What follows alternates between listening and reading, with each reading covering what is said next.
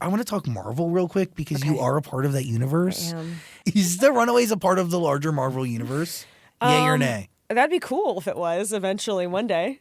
Okay. So you're saying that in a way that could be a multiverse situation? What are you talking about? Oh, I know nothing. Like I'm talking out of my ass about this. First of all, I just know I was a part of Marvel for a few years and would love to come back and do that again at some point in my career.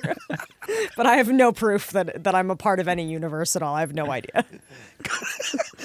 Thank you for the honesty. I really appreciate it. Yeah, I'm super honest. I really appreciate it. You know, it was fun. I got to be their first openly gay superhero, and that was awesome to be able to do and be a part of that. And I got to fly and do a bunch of crazy superhero shit and be a Marvel superhero. Like that's such a bucket list, I feel like, for any actor.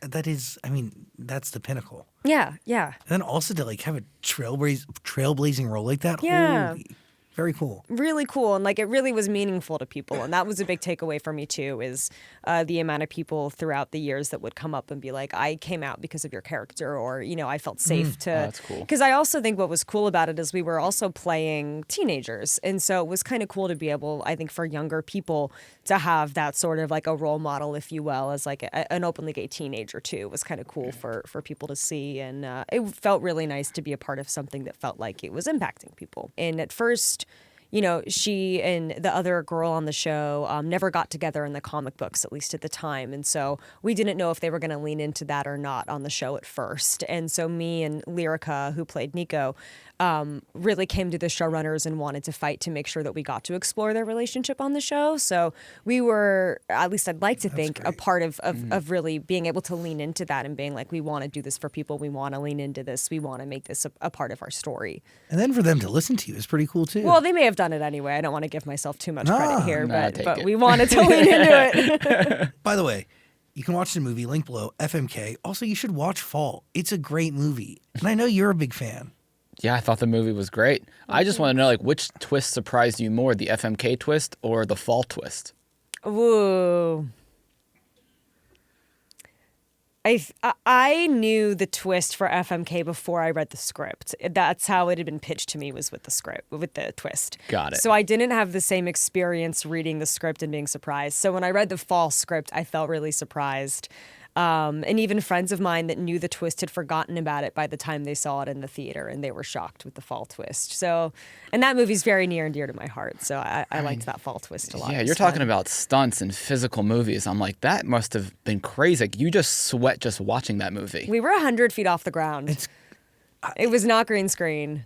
It was crazy. Can you explain to me how it worked? Because it was like 100 feet, but then off of a cliff, right, or something? Yeah, so we were on a cliffside. That was a 2,000-foot cliff. So all the aerial shots were the correct height, basically, when you had the 2,000-foot cliff and then the 100-foot tower on top of that. So when we're being dangled by one hand and we're the ladder break scene and all those stunts, when I jump for the bag, that's all 100 feet off the ground. And we're harnessed up there. We have safety, but you're up there. And there were days, because we're on this cliffside, the wind would get really crazy. And this tower was just built. It's not like it's a real tower. So the tower would start to do this. And Grace and I, who plays Becky, would just hold each other's hands and just kind of sway and hope for the best. And they had the camera on cranes, and they would take the camera down because it was so expensive and they couldn't risk the camera getting messed up in the wind, but they would leave us up there and we're just like holding on for dear life. What do you realize in that moment? That actors are replaceable? Yeah, honestly, yeah. Like, I guess we're cheaper than the camera. So. Yeah. It is true that, like, when you go to a casting, you see a bunch of people who look like you. Exactly. You're like, yeah, I guess I'll just get another blonde chick if I die. They're not worried. You know, they have like 8 people on standby. Yeah, exactly. Yeah, exactly. That was crazy, and it would take us so long to get down from that tower that they developed like a pulley system where they would just pulley us up water, and we'd pull up makeup and we'd do our touch-ups on the top of the tower and then bring it back down, and we'd just be up there for hours and hours at a time. I mean, genuinely though, what do you learn in that? Because that's a lot of sacrifice, and it's demanding for you sacrifice a lot for the craft in that moment. Yeah.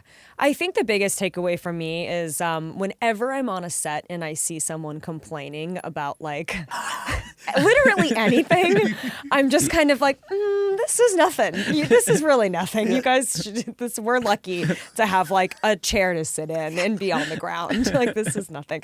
So it's definitely changed my perspective, and not to toot my own horn, but I'd like to think has made me pretty easygoing on most sets because nothing will really compare to that experience. And just the physical challenge of it all. Like I think I had never done something so stunt heavy, and I love it, but you have to think of yourself as more of an athlete than an actor sometimes and take care of your body like an athlete does, and like make sure you're taking sleep seriously and nutrition seriously, and you're just putting your body through something totally different than a normal film. No fear of heights before you do that? Not before I did the movie. Afterwards, a little bit. No.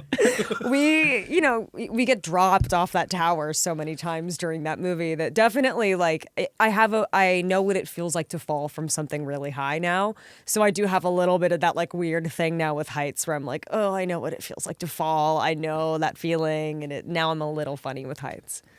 What's it like to see, as an actress, to see your dead body? Because you've now done that multiple times. I've died so many times. I know. People love to kill me in movies. It's amazing that you're here with us today. It's amazing I'm here right now. After I died in Fall, sorry, spoiler alert. Sorry. After I died in that movie, though, and they're going on to make Fall 2 and 3, I've been like, you're not allowed to kill me off anymore. I am no longer dying in movies. I want to be able to be a part of a sequel if there is one.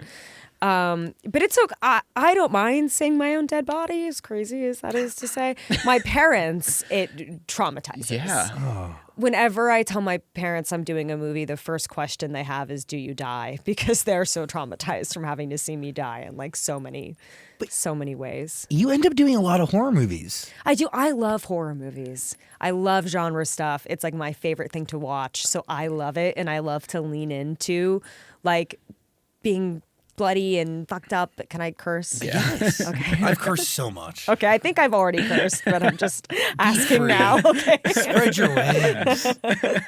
But I love leaning into that kind of stuff. Like the craziest death scene I've had is in a movie that not too many people saw called Monster Party, where like a clown ate my face off. Like I'm so game with that kind of stuff and think it's really fun. It's just my poor parents that I've traumatized. Dude, that's crazy. Yeah. A clown ate your face. Yeah, a clown ate my face. Interesting. Yeah, I think that's the wildest way I've died. But you're working also on a remake of The Breed? Yes, Wrapped. Yes, we did that last year.